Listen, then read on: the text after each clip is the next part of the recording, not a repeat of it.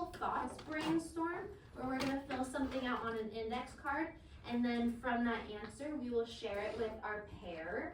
Okay, then we will get into some group work, which is actually going to be pretty fun.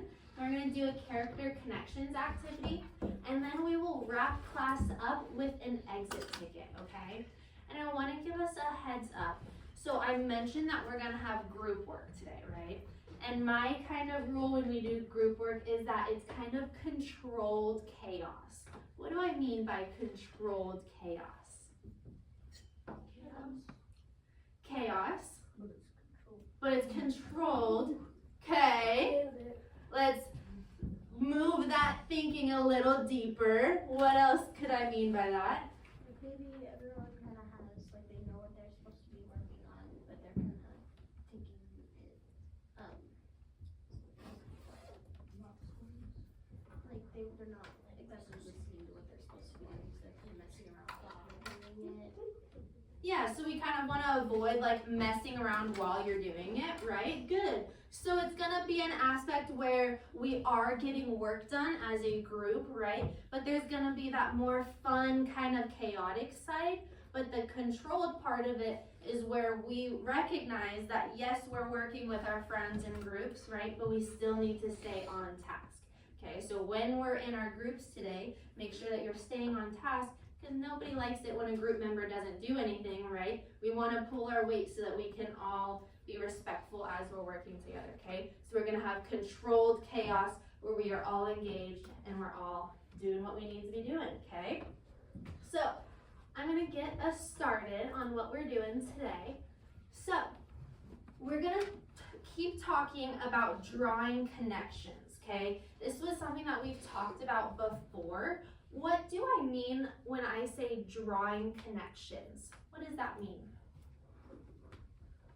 Hannah? Like making connections from what you're reading or doing, and making a connection to something different. Yeah, so she said making a connection between what you're reading and what you're doing. Good. What does the word connection mean? Two things and another thing, and like having commonalities or differences. Wonderful. Yeah, you're finding the commonalities or the differences between two things and you're comparing them, right? So that's what we're going to do today. Now, we've talked a little bit in the past about 3 types of connections that we can draw. Do any of you remember what one of those connections is? Hannah? Text to self. Text to self. Good. Layla? Text to world. Text to world. Good. And Briar? Text to text. Text to text. Wonderful. So we have these different types of connections that we can draw, okay? And I'll get into them a little bit more in a second, more in depth, but I just wanted to activate that prior knowledge in your head of what we've already covered, okay?